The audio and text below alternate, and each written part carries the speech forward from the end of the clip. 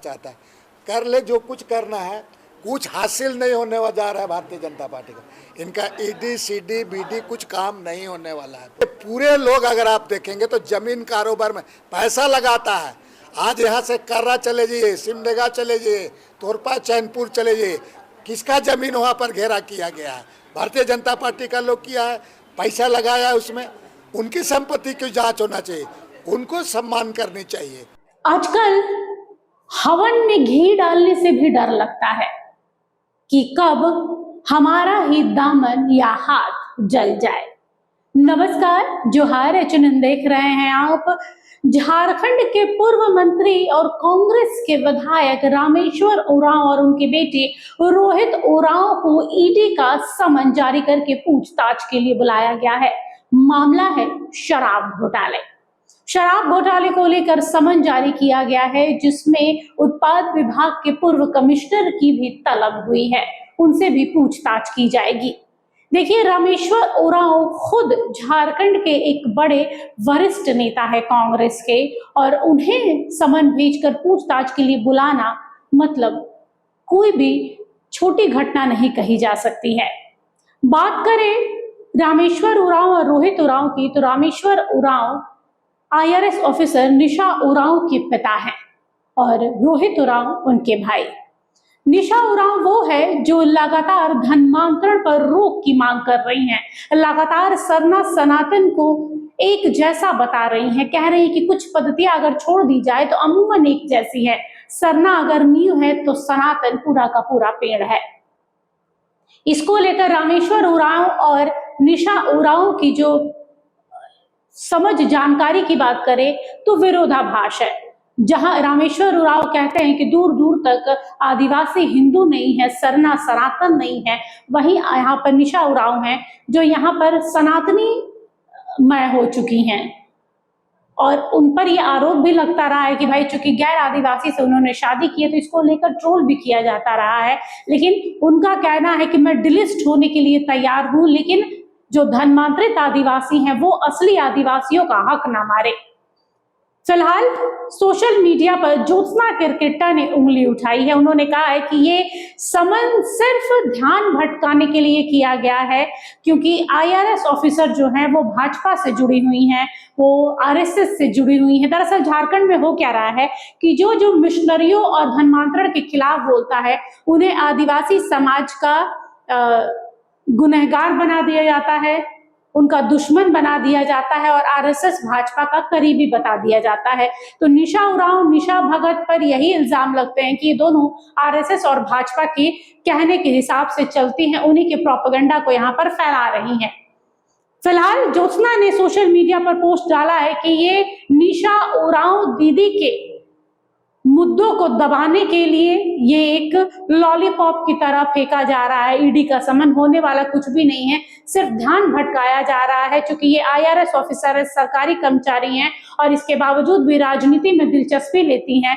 और इन्हीं सब मुद्दों को लेकर देखिए, ये उनका सोशल मीडिया पोस्ट है जिस पर उन्होंने लिखा है। बता दें कि ज्योत्सना किरकिट्टा हो, निशा उरांव हो, एक दूसरे का नाम लिए बिना कोई महिला पप्पू कह देता है तो कोई यहाँ पर कुछ और कह देता है। सोशल मीडिया पर अभी जरूरी यही है कि आखिर क्यों रामेश्वर उरांव और उनके बेटे को ईडी ने समन भेजकर पूछताछ की बात कही है। देखिए ये रिपोर्ट। झारखंड शराब घोटाले में प्रवर्तन निदेशालय यानी ईडी ने एक बार फिर से अपना एक्टिव मोड ऑन कर दिया है।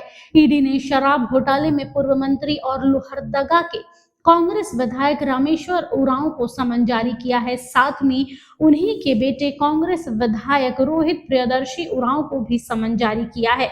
ये समन पूछताछ के लिए जारी किया गया है। वहीं उत्पाद विभाग के पूर्व कमिश्नर अमित प्रकाश को भी एजेंसी की ओर से समन जारी किया गया है। सूत्रों की माने तो ईडी इस मामले में कथित वित्तीय लेन देन और झारखंड की नई आबकारी व्यवस्था के क्रियान्वयन के दौरान विभिन्न निजी कंपनियों की भूमिका की जांच कर रही है। एजेंसियों को संदेह है कि छत्तीसगढ़ की कुछ कंपनियों को झारखंड में काम दिलाने की प्रक्रिया में रोहित उरांव की भूमिका भी जांच की आवश्यकता है। हालांकि इस संबंध में ईडी की ओर से कोई आधिकारिक बयान अब तक जारी नहीं किया गया है। ईडी ने शराब घोटाले में भ्रष्टाचार निरोधक ब्यूरो यानी एसीबी के दर्ज कांड संख्या को आधार बनाते हुए एनफोर्समेंट रिपोर्ट यानी ECIR संख्या 10/2025 दर्ज की है। इसके बाद एजेंसी ने मामले में गिरफ्तार कुछ आरोपियों से जेल में भी पूछताछ कर रही है। एसीबी ने पिछले वर्ष मई में शराब घोटाले के आरोप को लेकर प्राथमिकी दर्ज की थी। इस मामले में वरिष्ठ IAS अधिकारी विनय चौबे, उत्पाद विभाग के तत्कालीन संयुक्त सचिव गजेंद्र सिंह, विनय सिंह समेत 10 लोगों को नामजद आरोपी बनाया था। आरोप है कि नए आबकारी नीति के क्रियान्वयन के दौरान अनियमितताएं हुई हैं, जिससे सरकारी राजस्व को नुकसान पहुंचा है। ईडी अब इस मामले की मनी लॉन्ड्रिंग पहलू से भी जांच कर रही है। Bureau report, HNN news.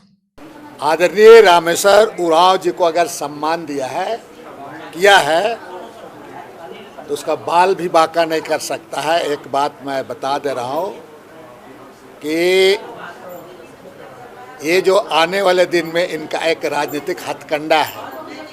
आपको मालूम होगा ये सब चीज़ों को तो हम झेले हुए हैं।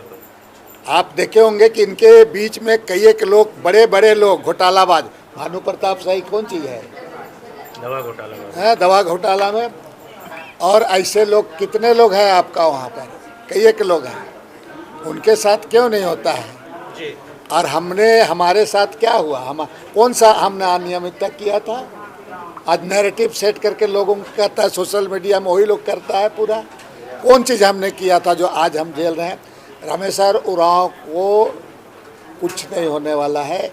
ये एक तरफ से, दूसरी तरफ से उसका इन लोग का स्ट्रेटेजी कुछ और है। चूँकि झारखंड में इनका कुछ चलने उलने वाला नहीं है, तो इसीलिए डरा के, इस तरह से धमका करके, इस तरह से उनके लोगों का, ऐसे लोकप्रिय नेताओं को और उनके टारगेट करके इस तरफ से करना चाहता है। कर ले जो कुछ करना है, कुछ हासिल नहीं होने वाला जा रहा है भारतीय जनता पार्टी को। इनका ED CD BD कुछ काम नहीं होने वाला है। पूरा जो कुछ करना है अपने नेताओं को करो ना। बहुत दूध का धुला हुआ है क्या यहाँ? जितना इनके भारतीय जनता पार्टी के नेता है, मैं तो लगातार कहता हूँ कि ये तमाम नेता यहाँ पैसा लगा के ज़मीन का कारोबार करता है, और उनके संपत्ति को जांच होना चाहिए। भारतीय यहाँ अगर आज राज को नाश किया है तो भारतीय जनता पार्टी किया है पूरा। उनके पूरे लोग अगर आप देखेंगे तो जमीन कारोबार में पैसा लगाता है। आज यहाँ से कर्रा चले जाइए, सिमडेगा चले जाइए, तोरपा चैनपुर चले जाइए, किसका जमीन वहाँ पर घेरा किया गया है? भारतीय जनता पार्टी का लोग किया है, पैसा लगाया है उसमें। उनकी संपत्ति की जांच होना चाहिए, उनको सम्मान करनी चाहिए। इसीलिए इनका कुछ चलने वाला नहीं है। 2 अगस्त को पता चल जाएगा इन लोगों को। 2 अगस्त को लोग आ रहे हैं, 2 अगस्त को।